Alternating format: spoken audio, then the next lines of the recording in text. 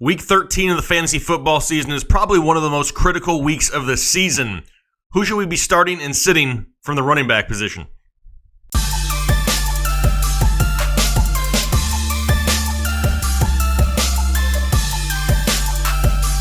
Hey, what's going on, everybody? Jake, Fantasy Headliners. Hopefully everybody's having a great week out there, and I said it in the intro. This is week 13. This is one of the most important weeks of the fantasy football season. You've either already clinched the playoffs, or maybe you're fighting for one of those last spots. Heck, maybe you're mathematically eliminated, but that doesn't mean that you still can't play the spoiler and try to keep somebody else out of the playoffs. Want to make sure we're still setting our lineups all year long, being a good league mate. Don't quit or give up no matter what the record is. You're always out there trying to get that W. We're not going to eat it like Jameis, though, because that's just weird. But what we're going to be talking about today is who we should be starting and sitting from the running back position. Like I said, this is a difficult week, and sometimes you got to be a little bit bold. We had a couple hits and a couple misses last week. I know Lamar Miller absolutely killed it on Monday Night Football. Wasn't really seeing that against a decent Tennessee defense. Well, it didn't look too decent last night. Lamar Miller was probably the biggest miss from the running back positions last week. We did hit on Sony Michel and Nick Chubb. Had them both at starts of the week. They both had great games. Hopefully they can continue that momentum. Adrian Peterson was one of the sits. He didn't do a whole lot. Marlon Mack was having a great game. I had him as a start of the week last week, and then he got concussed, so couldn't really get the full potential out of Marlon Mack. But you know what? Those type of things are going to happen. Not a whole lot we can do about it. Can't really forecast for injuries, but it was still a decent week overall. Yeah, Lamar Miller, that miss, that hurt, but it's Lamar Miller. He's not going to do that very many times throughout a season. Just happened to be this past week, which is horrible timing, in my opinion. But hey, let's get into week 13. Let's break down all these matchups for all the games, all the running backs, and see who we can trust or not here this week. Thursday night, you have the New Orleans Saints at the Dallas Cowboys, and for the Saints, Kamara and Ingram, who you were probably disappointed in their performance last week. I know I was. Everybody on New Orleans decided to score a touchdown, except for the guys who probably should have. Kamara, Ingram, and Michael Thomas all held without a touchdown. Everybody else, even dudes you've probably never even heard of, they got touchdowns. The guys who are supposed to, not. I'm just going to chalk that up to hashtag Fantasy Football 2018. Just one of those weird things that's happened so far this year. But as for this week, week 13, it's a critical week, and I'm going to say that a couple times throughout the show. Maybe make a game out of it. Do something every time I say critical week. But it's definitely something where you don't want to take too many risks. Alvin Kamara must start every single week. Don't overthink that. He's definitely somebody who, being involved in the run game and the passing game, needs to be in your lineup every single week. Mark Ingram, I was borderline saying last week that he's almost a must-start every single week. They've kind of returned to the same form that they were last season. And then Mark Ingram came out and didn't do a whole lot against the Falcons. Only 11 carries for 52 yards. Still somewhat, productive in the passing game. At least he's somewhat involved. Only 2 receptions, but had 14 yards. Nothing great, but at least he's somewhat involved. It's better than getting a goose egg every single week, kind of like he got last week against Philadelphia. However, going forward with Mark Ingram, it really depends on your roster. Do you have 2 or 3 solid studs with great matchups ahead of him? Then you probably don't start him this week. It is a tougher matchup. The Dallas run defense is ranked 9th in the league against opposing running backs, giving up on average only 19 points per game. They've only allowed 1 rushing touchdown to opposing running backs 1 time over the last 3 games, only 2 over the last 7. Definitely a decent run defense in Dallas. And like I said, it's matchup based. Look at your roster. If you have no better options and you're just going to gamble on somebody anyway, take the gamble on Mark Ingram. At least you know he's part of one of the best offenses in football. If you have great options on your bench and you don't want to risk it, I can't blame you for sitting Mark Ingram this week in that critical game. For Dallas, we got Zeke Elliott. And finally, the Zeke that I saw in the preseason, the one who's highly involved in the running game and the passing game, has finally shown up, and he's carrying you guys here down the stretch. He's averaging over 30 points per game in PPR leagues over the last 3 weeks. He's an automatic must start. 3 straight weeks with rushing touchdowns. This is kind of what we thought. I expected him to be close to the running back 1 this year. He's moved all the way up to number 7 after somewhat of a slow start. But it's Zeke. Put him in your lineup. Don't worry about who they're playing. Yes, it is a really difficult matchup against the New Orleans Saints. They've only allowed 1 rushing touchdown over their past 3 games. Only give up on average 17 points a game. The difference is Zeke is not average. You're going to start him no matter what. At this point of the season, you got to roll with your stud here. Zeke Elliott is a must start. Ravens and Falcons here on Sunday now, and we're talking about Gus Edwards and the Baltimore Ravens. Yes, Gus the Bus remains. Another great week last week against the Oakland Raiders. 23 carries, 118 yards, no touchdowns on the ground, and that's kind of his only downfall. Not so much him, it's that offense having enough opportunities inside the 5-yard line where he's going to get the touches. His touchdown upside may not be huge, but his volume and production has been great, over 230 yards combined over his last 2 weeks. Now he gets a great matchup against the Atlanta Falcons, currently 30th against opposing running backs, giving up on average 30 points per game. They allowed a rushing touchdown 4 out of their last 5 weeks. Definitely a great matchup for Gus the Bus Edwards, and he's somebody who I would have no issues. More of a really safe play, in my opinion, here for Week 13. Somebody who you could throw in your flex spot. Maybe you had a Melvin Gordon who you just lost, and maybe you were able to get Gus Edwards a week or so ago. It's a great, throw him into your flex spot. It's a safe play, decent play, and he's going to get you close to 20 touches a week, and that's all you can really ask for at this point of the season. All right, for the Falcons, we have Tevin Coleman. And Tevin Coleman's somebody who really worries me this week. Why? He's really not getting the volume as of late. And in a week like this, a critical week, he's somebody that I don't know if I want to risk it on. He's just not seeing that volume that he needs to be overly productive. The past 2 weeks, he's only had 8 carries in each game. Last week against the New Orleans Saints, who are a decent run defense, I'll give him that, he had 8 carries for 6 yards. 8 carries for 6 yards, not 46 yards, for 6 yards. Horrible game. Still somewhat involved in the passing game. He did get a touchdown through the air, 3 receptions on 17 yards. That touchdown really saved his day. The problem is he's overly touchdown dependent at this point because his yardage just hasn't been there. Only gone over 100 yards once, only has 2 rushing touchdowns on the season, and now he gets the Baltimore Ravens, the number 2 ranked defense against opposing running backs, giving up on average 16.5 points per game. They have allowed a rushing touchdown their last 2 weeks, which is a plus. However, they've only allowed over 100 yards 3 times this season. It's a great defense in Baltimore. They've been struggling somewhat as late as far as touchdowns goes, but they're not giving up the yardage. Over those past 2 games that they've allowed those touchdowns, they've only given up a combined 79 yards rushing. Still a solid defense, and I'm not going to risk it in a week like this with Tevin Coleman.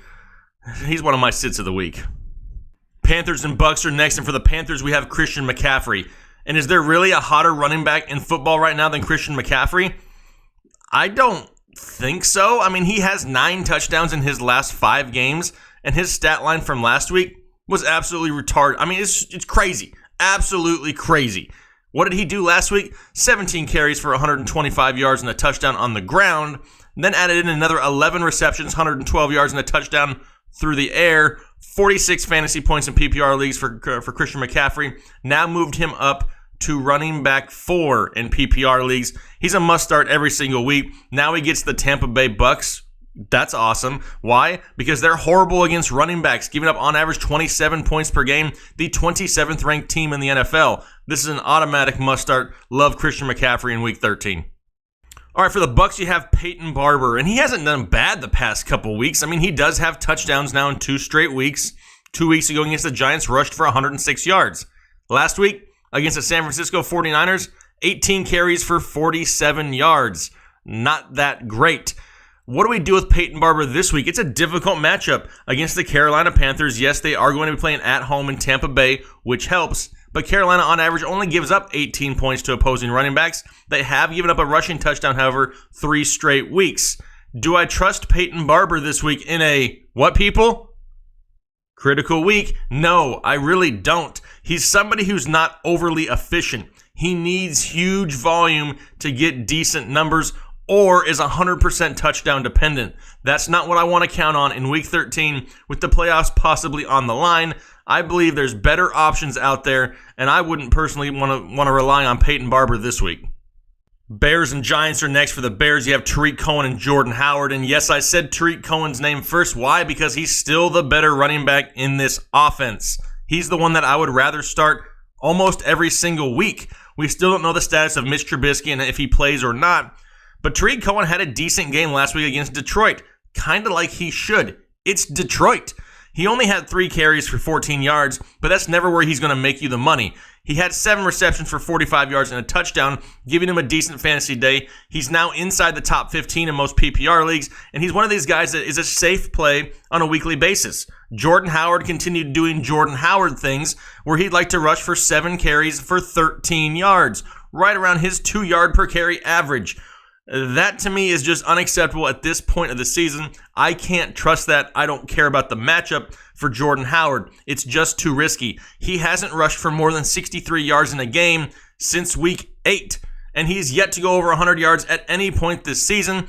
He does have 5 touchdowns on the year. All of them have come from week 9 and earlier. He's just been struggling lately. They haven't really been getting him involved. He's highly touchdown dependent, and it's not always that they're on the goal line. This offense can score in bunches. They can score on big plays. They're not reliant on Jordan Howard. Tariq Cohen is the back that I would rather have, and it's a decent matchup going up against the New York Giants, giving up on average 25 points per game to opposing running backs. That's good enough for 25th in the league, and they have allowed at least 1 rushing touchdown every single week, all the way back since week 5. So definitely a team that you don't mind starting your running back against. To me, Tariq Cohen is the smarter play in this offense. For the Giants, we have Saquon Barkley, and I know it's a tough matchup. Going up against the Chicago Bears, who are the 4th-ranked team against opposing running backs, giving up on average only 18 points per game. However, they did allow 2 rushing touchdowns last week on the ground to LeGarrette Blount. They've only allowed 3 on the season, though. So are we sitting Saquon Barkley? Absolutely not. You're starting Saquon Barkley. This kid is special. He's involved heavily in the passing game. Really one of the only options that they utilize in New York. It's literally Saquon or Odell and nothing else. He's going to see huge volume, over 20 touches a week. Love Saquon Barkley every single week. It is a tough matchup, but he's provided great numbers in tough matchups all year long. Bills and Dolphins are next, and for the Bills, we have Shady McCoy. Now, every single week almost this season, I've had him as a sit, somebody that I really didn't have any interest in. This week may be a little bit different. I'm not completely off the Shady bandwagon here in week 13, and it's mostly due to, A, he's getting the volume, he's getting the touches, close to 20 touches a game over his past 2 games. They're definitely relying on him just due to their lack of options. And they get the Miami Dolphins, who are 28th against opposing running backs, giving up on average 27 points per game. Definitely one of the worst run defenses in football. Shady hasn't had a whole lot going for him this year, right? He had 2 touchdowns in week 10, and that's all he's had on the ground all year long. Another disappointing game last week, but it was against the Jacksonville run defense. The week before that, their game before that, rather, week 10 against the Jets, 26 carries for 113 yards and 2 touchdowns. They're going to have to get him the ball a lot again this week. And Miami's already proven that they're one of the worst teams against opposing running backs. Shady McCoy is not a bad start this week. I just have my fingers crossed. Why? It's because it's the Bills, and you just never know which Bills team is going to show up. All right, for the Dolphins, you have Kenyon Drake and Frank Gore. Do we really want to trust these guys in what, people? A critical week. Not really. Kenyon Drake had a decent game last week. He had 8 carries for 32 yards and a touchdown, and then added in another 5 receptions for 64 yards and a touchdown. By far his best fantasy day of the season. But can we trust it going forward? He only had 8 carries. He's still being out-carried by Frank Gore. Yes, he's involved in the passing game, and yes, it's a decent matchup going up against the Buffalo Bills, who have allowed now a rushing touchdown, at least one of them, every single game since week 6. It's easier to run on Buffalo than it is to throw on Buffalo, but can we really trust Kenyon Drake? What type of volume are they going to get him? I mean, he hasn't had more than 8 carries in a game since week 8, and he's only had 4 games all season getting more than 11 touches. This is to me just too big of a risk. Now, if you have no other option, Kenyon Drake is a possible flex play at best. Frank Gore may be a little bit safer, but I don't know if I'm excited to start Frank Gore. He is getting over 13 touches a game his past 3 games, averaging right around 10 fantasy points a game, but he has a very low ceiling. Still no rushing touchdowns on the year. More of a safe floor, not a high ceiling. It really depends on the rest of your roster and your makeup. If you have a lot of risk already, I don't know if I'm willing to risk it again with Kenyon Drake. Frank Gore, like I said, safe, but not overly exciting either. To me, there's better options in the Miami backfield. Even though it's a decent matchup, I just don't know if I want to risk it this week with it being so important with the usage of Kenyon Drake. Colts and Jags are next, and this one should be fairly quick. For the Colts, I'm really not that interested in anybody this week. Why? The Jacksonville run defense is way better than the Jacksonville pass defense, giving up on average only 15 points per game. They haven't allowed a rushing touchdown since week 7, and now Marlon Mack is concussed. Somebody who I liked last week. I like Marlon Mack as a player, absolutely. Last week before his concussion, 15 carries for 85 yards. Really wish he could have finished the game. I think he could have had a decent showing last week. But now with the concussion, does he clear protocol? More than likely, but not guaranteed. Is Nyheim Hines a great play against this defense? Maybe in PPR leagues, deeper leagues as a flex play, possibly. They do like to throw the ball a ton. Andrew Luck looks great in that offense. He's still throwing, a bajillion and 12 times per game. It's definitely a great opportunity, just a tough matchup. The injury and the concussion to Marlon Mack worries me a little bit. I'm not overly high on Jordan Wilkins if Marlon Mack misses. To me, this backfield is kind of just a mess this week. It's kind of something where I'd rather pick it back up maybe next week. Marlon Mack, to me, we have to really pay attention to the injury reports. Does he clear the protocol? Yes. If he does, is he a must start? Not really. They faced this same defense back in week 10. He had 12 carries for 29 yards. I'm not overly high on any of the running backs in Indianapolis this week. For the Jags, we kind of need to wait and see a little bit.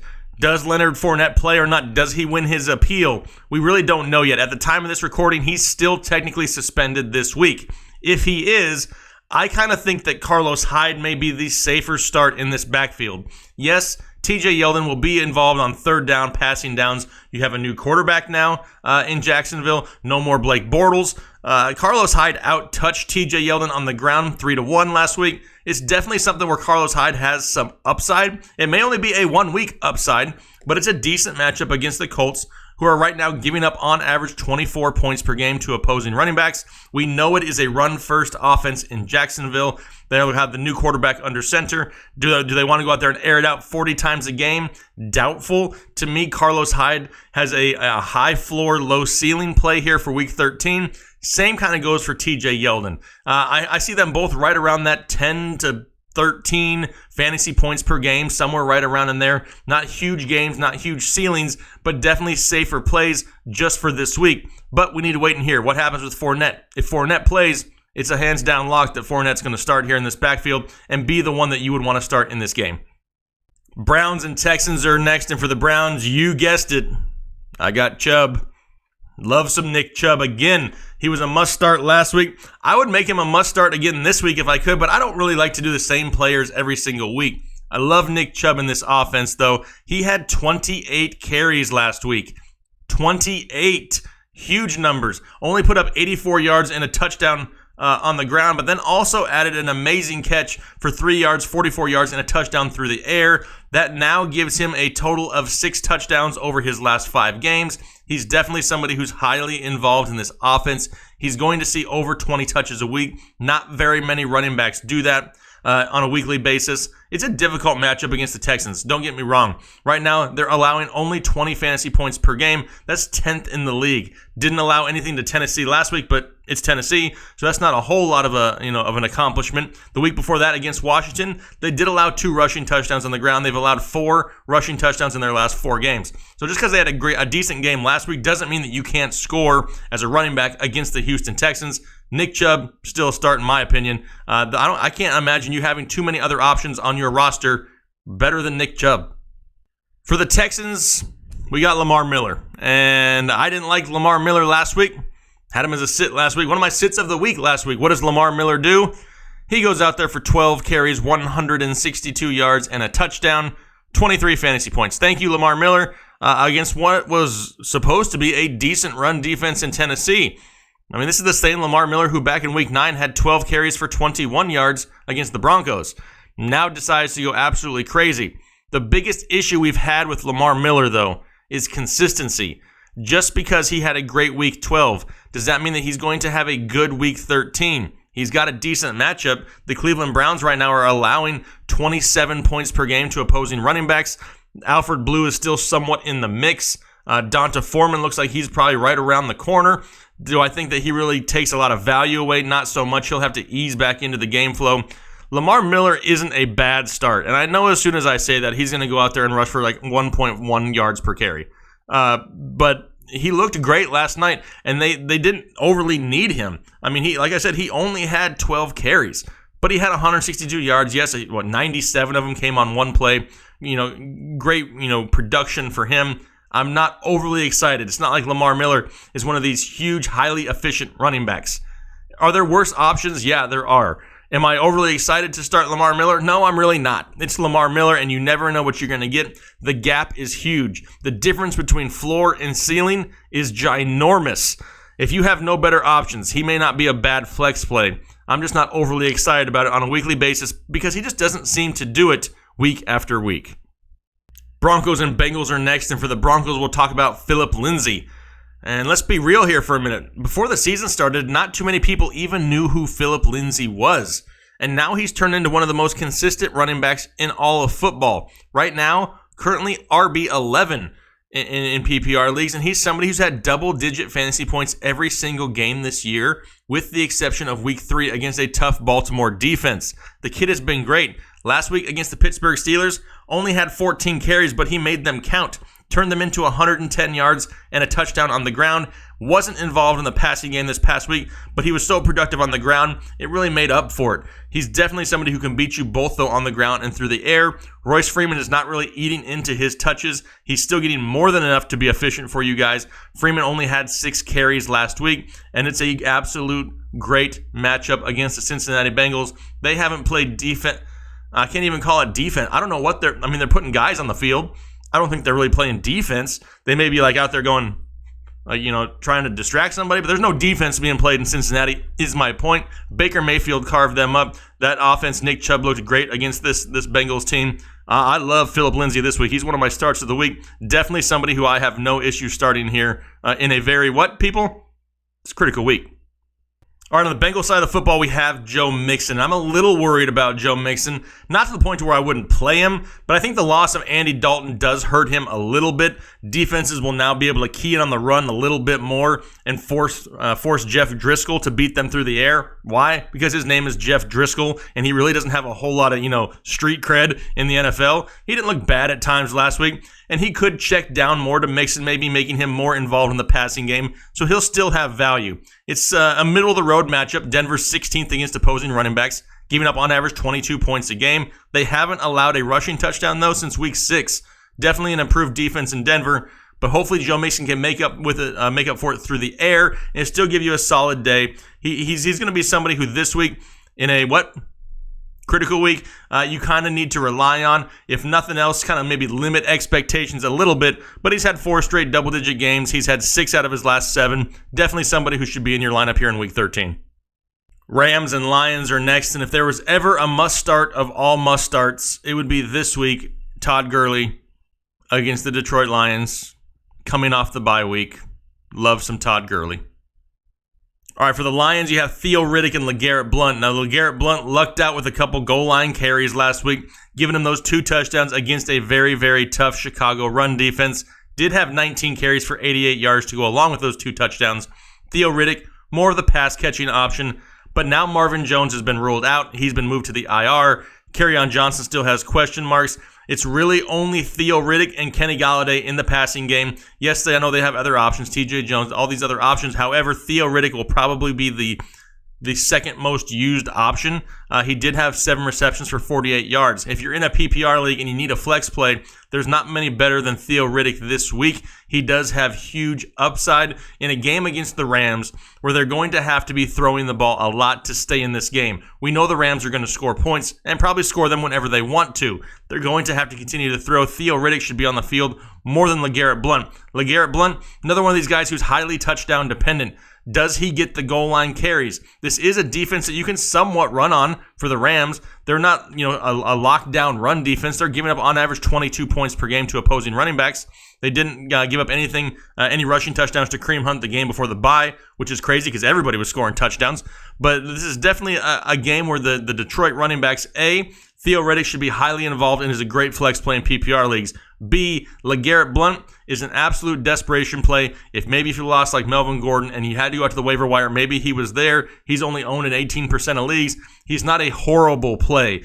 That I hate relying on LeGarrette Blount in week 13, but there's worse options out there. But like I said, be counting on that touchdown. I hate to really rely on touchdowns heavily, but you'll have to with LeGarrette Blount. Cardinals and Packers are next. For the Cardinals, we have David Johnson, who's somewhat disappointed last week against the Los Angeles Chargers. 17 carries, only 63 yards, no touchdowns on the ground or through the air, only added in another 2 receptions for 16 yards. And it's really weird. The Arizona Cardinals offense seems to come out in the first half and play decent, and then they just absolutely disappear and can't do anything the rest of the game. David Johnson highly relies on his volume, and it's somewhat of a difficult matchup. Green Bay's defense isn't horrible against opposing running backs. They've only given up 1 rushing touchdown in the last 3 weeks. They last week against Minnesota, they held the Minnesota running backs to 22 carries and 62 yards. Not a lockdown defense by any means, giving up almost 22 points a week. But it's one of these things where the offense is starting to struggle again in Arizona. They really improved when they made that initial switch to offensive coordinator Byron Leftwich. Now it's starting to get somewhat stagnant again. If they want to have any chance week to week, David Johnson needs to be over 20 carries. He's one of these guys, though, at this point in the season, you drafted him early, you rode him as long as you could. He still is having an okay season. He is the number 10 fantasy running back in PPR leagues, so it's not like he's horrible. He just needs the volume. You're more than likely going to have to put him in your lineup here for week 13. Cross your fingers, hope for the best, because if he can get that volume, he could carry you to a win all by himself. For the Packers, we have Aaron Jones, who is an absolute must-start for me this week, one of my starts of the week. Aaron Jones last week in a difficult matchup against the Minnesota Vikings, 17 carries, 72 yards, and a touchdown on the ground, added in another 3 receptions for 21 yards. He's really option 2 in this offense at this point. Devontae Adams, then Aaron Jones. And now he gets the Arizona Cardinals run defense, who give up on average almost 30 points a game. Aaron Jones doesn't have to worry about anybody taking his carries anymore. They're finally starting to feature him, which is great. We said that all along, that if he could get the volume, get the touches, this dude has huge possible fringe RB1 talent in this offense. He's finally starting to get that opportunity. Double-digit points 4 out of his last 5 weeks. It's a slam dunk home run matchup against the Arizona Cardinals. Aaron Jones is a must start for me here in week 13. Chiefs and Raiders are next, and what are we going to do with Kareem Hunt? We're going to start him. Why? He's playing the Raiders, and the Raiders give up, on average, 25 points per game to opposing running backs. However, they haven't allowed a rushing touchdown in 3 straight weeks. That's impressive for Oakland, but it's Kareem Hunt. It's the Kansas City Chiefs. You're going to start him. For the Raiders, we have Jalen Richard and Doug Martin, both who have a little bit of upside this week. I think more Jalen Richard, especially in PPR leagues, because they're going to be playing the Kansas City Chiefs, who are going to be scoring points. In order to stay in this game, they're going to have to throw the ball. Not a whole lot of offensive weapons anymore in Oakland. Jalen Richard could be used more through the air in this game. Doug Martin hasn't been bad. He has had double digits 2 out of his last 3 games. Last week against the tough Baltimore Ravens run defense, had 51 rushing yards and a touchdown. Not overly horrible. I'm not really reliant and happy to start Doug Martin, but it is a decent matchup. I think whatever he gets may be either goal line dependent or limited to the first half, because I can see them chasing points a lot in the second half of this game. Maybe where Jalen Richard gets more opportunities at. It's a crapshoot, but it's a great matchup going up against the Kansas City Chiefs defense, allowing 30 points per game to opposing running backs. They've given up a rushing touchdown 3 out of their last 4 games. They are coming off the bye week. They're rested. They've had a week or 2 to prep for this game. I'm not excited to start Doug Martin. There are worse options out there. Jalen Richard is somebody who I think has more value in the passing game, but if you end up playing him, don't pull your hair out in the first half of the game. I can see more of his value coming in the second half of this ballgame. Jets and Titans are next, and for the Jets, there's really only one thing you can count on. It's death, taxes, and the lack of a running game in New York. I'm not trusting either of these guys in a what, people? It's been a couple games. A critical week. That's right. Isaiah Crowell had a huge week 5 against Denver. Does anybody remember that? When he had 219 yards rushing? Since then, hasn't had more than 49 yards rushing in a game. He only has, he's had 6 touchdowns on the year. However, 4 of those came in the first 3 weeks of the season. I do not trust anything to do with the New York Jets personally this week, especially since it's a difficult matchup. Going up against the Titans, who had a good run defense before Lamar Miller absolutely torched them. They've given up on average only 18 points a game, and this game last week really skewed that number. They had been a very solid run defense all year long. They only gave up 2 rushing touchdowns on the ground, the first 9 weeks of the season. Now they've given up 4 rushing touchdowns in their last 3 weeks. The defense is not horrible, but it's starting to trend down. Not absolutely of a horrible matchup, but it's the New York Jets and it's Isaiah Crowell. Do you want to get 20 yards rushing or go out there and hope for the 210-yard? I mean, it's just too much of a crapshoot for me. I don't trust anybody to do with the New York Jets this week in a must-win week. The same really goes for the Tennessee Titans. Do we really trust Dion Lewis and Derrick Henry to carry us into the fantasy playoffs? No. The only way I start these guys is if I have the playoffs locked up and I just want to try to rub it in somebody's face.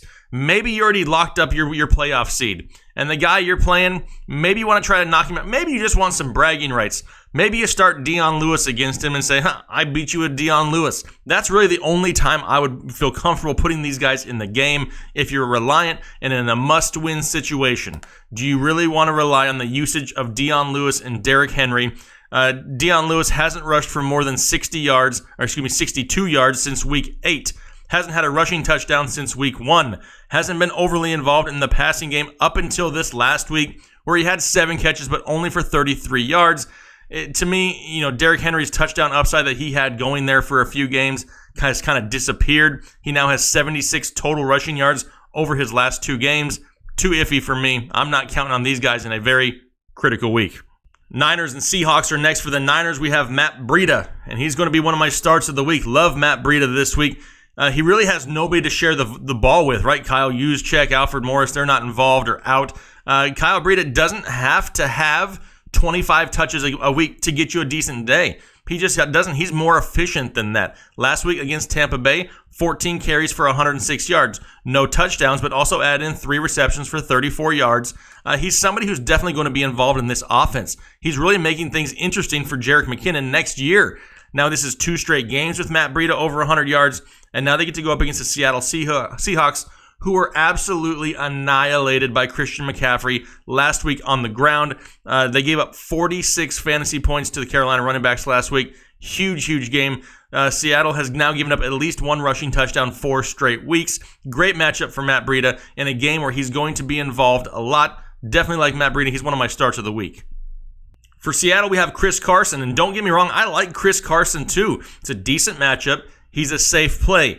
The only issue that I have with Chris Carson is that he needs huge volume or that touchdown in order to give you a decent day. He doesn't have the efficiency of a Matt Breida. Last week against the Panthers, he had 16 carries for 55 yards, but was really saved by the touchdown. He now has 3 touchdowns over his last 5 games, and in my opinion, he's a very safe flex play, a safe floor flex play. As long as he stays healthy, he produces. It's been his health that's the problem, but going up against the San Francisco 49ers, giving up on average 23.5 points per game to opposing running backs. Last week against the Bucks, gave up 78 yards and a touchdown on the ground there. It's definitely a decent matchup for Chris Carson. The guy had a ridiculous hurdle to front flip to stuck landing, it was awesome. The guy is a great athlete, somewhat touchdown dependent, but he's going to get you close to 20 touches a week and has that touchdown upside. In my opinion, that's really all you can ask for from a flex play, especially here in Week 13.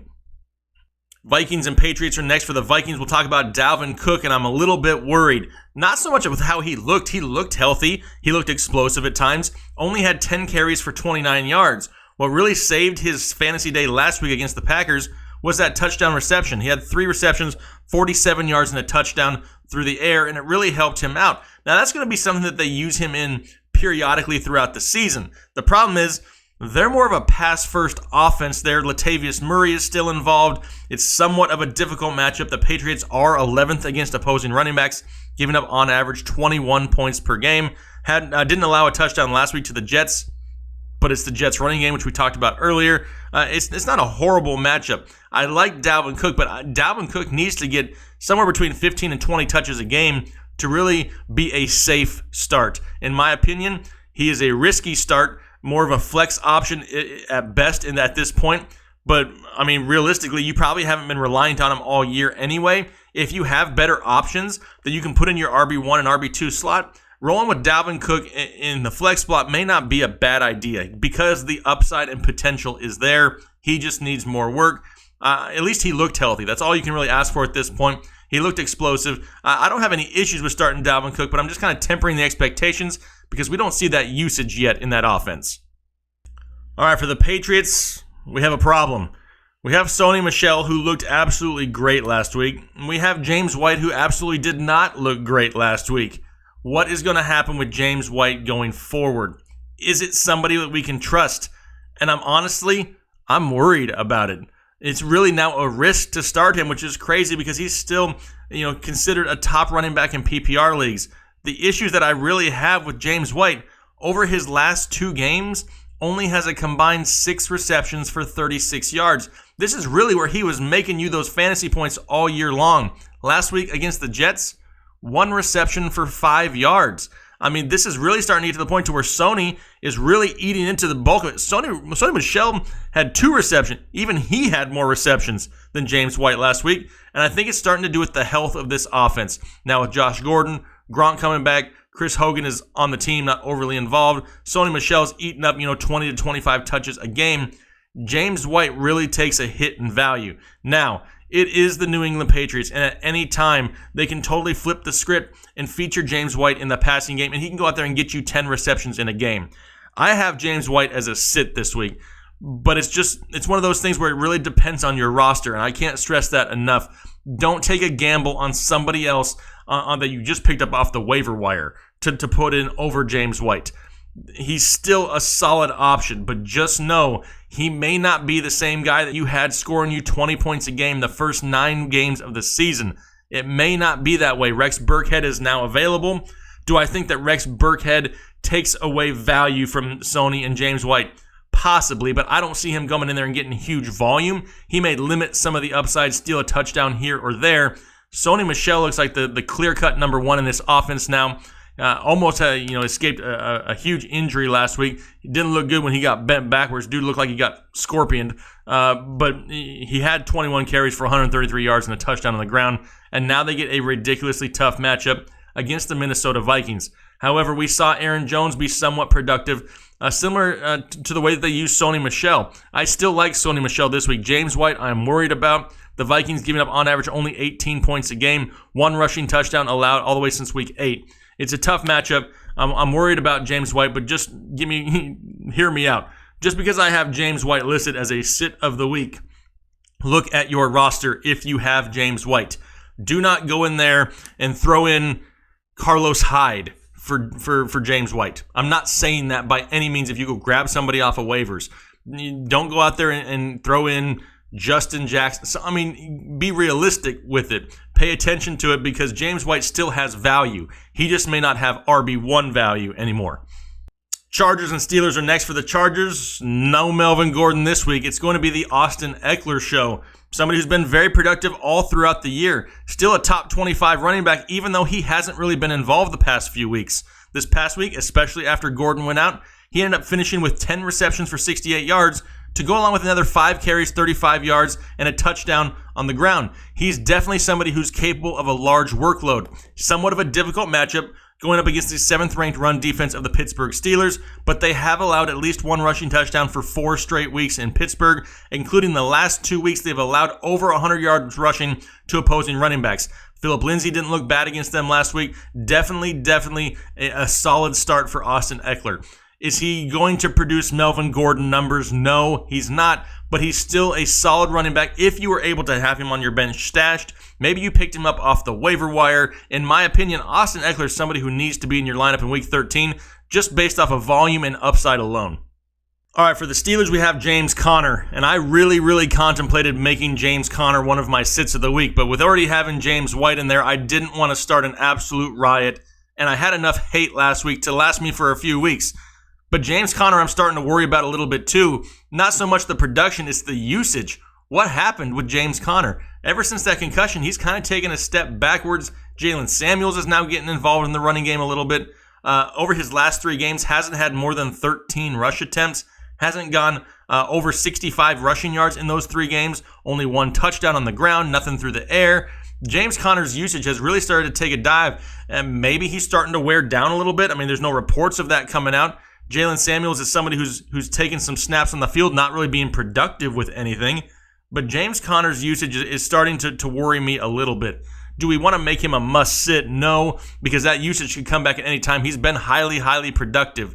Going up against the Chargers defense, though, they've allowed 3 rushing touchdowns in their last 4 games. However, all 3 of those came in one game against Denver in Week 11. Definitely an improved defense. Joey Bosa's back out there now. It's not a bad run defense for the Los Angeles Chargers. They give up on average 22 points a game. James Conner really doesn't have to worry about everybody stealing a whole lot of touches, but we need to get him more involved in this offense, similar to how he was earlier in the season. If we really want to, get that return on the investment, he's a top 10 running back, but I'm worried about his production if he can't get that volume going forward. Redskins and Eagles are next. For the Redskins, we have Adrian Peterson. And once again, I'm not overly high on Adrian Peterson. Really touchdown dependent. However, he is going to see the volume. And it's not a horrible matchup. We've talked about all year how great the defense is in Philly. Well, all these injuries have finally started to add up. And that Philadelphia defense is no longer elite by any means. The problem is, it's easier to get through the offensive line of the Washington Redskins than it is through single-ply toilet paper. They're not very good due to all those injuries. But the Eagles have given up 4 rushing touchdowns over their last 3 weeks, over 100 yards 3 straight weeks to opposing running backs. This isn't a horrible, horrible idea to have Adrian Peterson as a flex play. Just know, he may get the volume, but he may be touchdown dependent, so keep your fingers crossed. Hope for those touchdowns because you're going to need it in order to have a huge fantasy day. For the Eagles, we got Josh Adams, who's really kind of taken over that clear lead role. 22 carries, 84 yards, and a touchdown last week. Could have been a huge week. Had a long touchdown called back. Definitely somebody who has upside and potential going forward, especially if he can get close to those 20 carries a game. If that's the case, like I've mentioned with some of these other guys, not too many running backs in football get you 20 carries a game. If you have some of those guys, more than likely they're must-starts every single week just based off of volume alone. Not a great matchup, not a horrible matchup. The Redskins are the 12th ranked defense against opposing running backs, giving up on average 21 points per game. Doesn't really look like Clement or Smallwood are going to eat into the groundwork of Josh Adams. He has that touchdown upside. The Redskins have allowed 2 touchdowns in their past 4 games. Not a bad matchup. Josh Adams is at this point a flex play for you probably anyway. More than likely you picked him up off of waivers here a few weeks back. He does have double-digit points now 2 straight weeks. Not a bad play. I don't mind Josh Adams. Still a decent offensive line in Philadelphia. And if he can get that volume, he's somebody who may be able to ride as a flex play here on out. All right, those were all the running back matchups here for Week 13. Hopefully that was able to help you set your lineup. Make sure you comment below if you have any questions. We have a huge community of people willing to help out. Make sure you're also liking and subscribing to the channel. I really appreciate the support. Be on the lookout for the live show Saturday afternoon, 3:30 p.m. Eastern Time. And we've had a lot of fun with that the past few weeks, and I'm going to continue to do it here throughout the season. Looking forward to it. Really appreciate you guys. Have a good rest of your week, and we'll talk to you later. Thanks.